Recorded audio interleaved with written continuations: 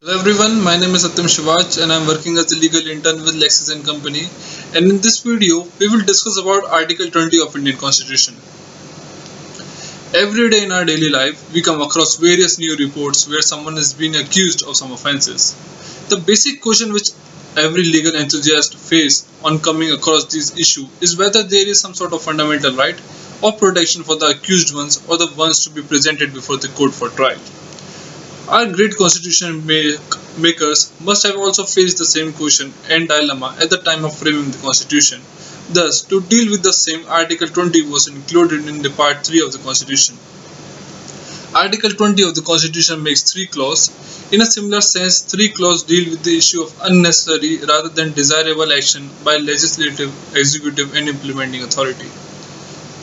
The first is it established that no one should be convicted of any offences other than those violating the law in force at the time of the commission of the offence, and also one couldn't be penalized with a greater punishment than what existed at the time of the commission of the act. Second one is no one could be convicted or punished more than once for the same offence involving the same set of facts. Third is no one should be compelled to produce such evidence and information which could be used against him during the trial in competent judicial tribunal. Article 20 is among those articles of Indian Constitution which cannot be put aside even during the emergency. Thus, it forms a cornerstone in the Indian Constitution. Provision 1 against ex post facto law. The provision is question that is Article 20 Clause 1 says that no one must be prosecuted or convicted in accordance with those laws which didn't exist at the time of the commission of the offence by the accused and must not be inflicted with punishment greater than those existing at the time of the commission. This provision negates the chance of retrospective implementation of law regarding criminal offences. In similar speak, this provision brings a clamp down to the legislative prerogative of the legislation by prohibiting retrospective implementation of law or having criminal nature.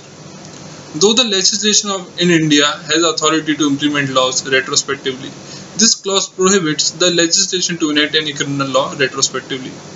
This provision also ensures that no one could be booked or charged under such law which were not in existence at the time of the commission of the offence. The landmark judgment governing the doctrine came into the year of 1953 in the case of Kedarnath versus State of West Bengal. In this case, the Honorable Supreme Court observed that whenever an act is being declared as a criminal offence and or provides penalty for the same by the legislation, it is always the prospective in nature and cannot be implemented retrospectively to uphold what is being said under the Article 20 Clause 1.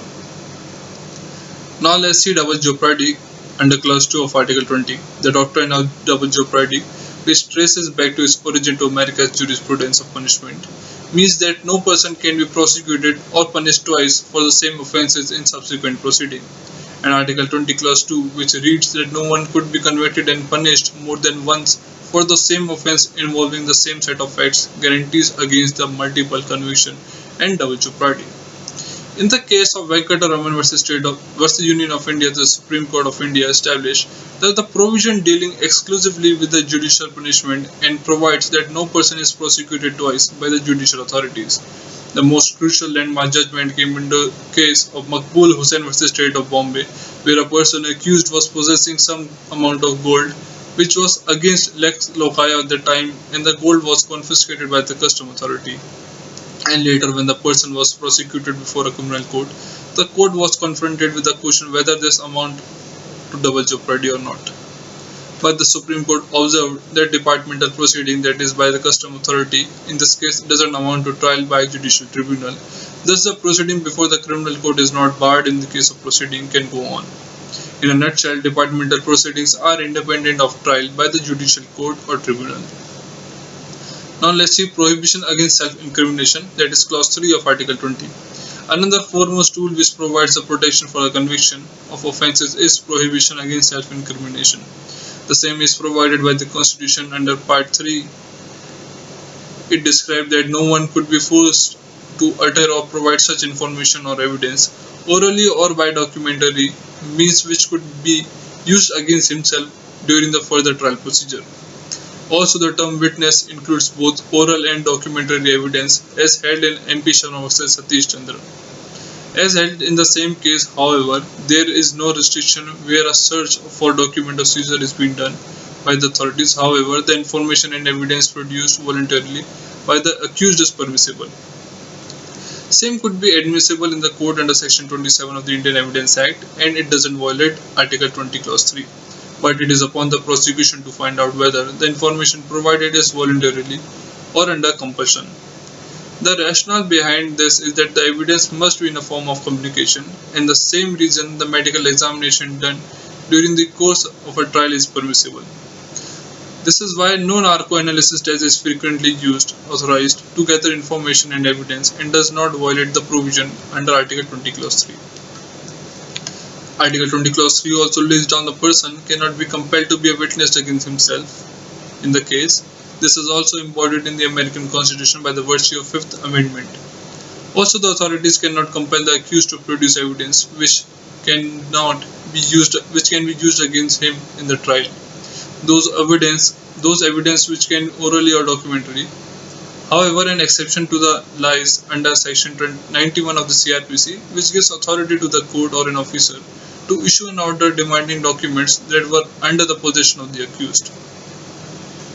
Another provision which guarantees prohibition against self-incrimination is Section 161 Clause 2 of the CRPC, which states that while being examined by the authorities, a person is bound to answer all the questions truly, excepting those which have a propensity to be used against the person himself during the trial.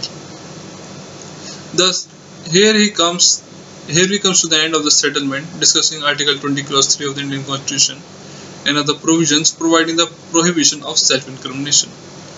That is all for today's video. Thank you for watching. Please like, share and subscribe.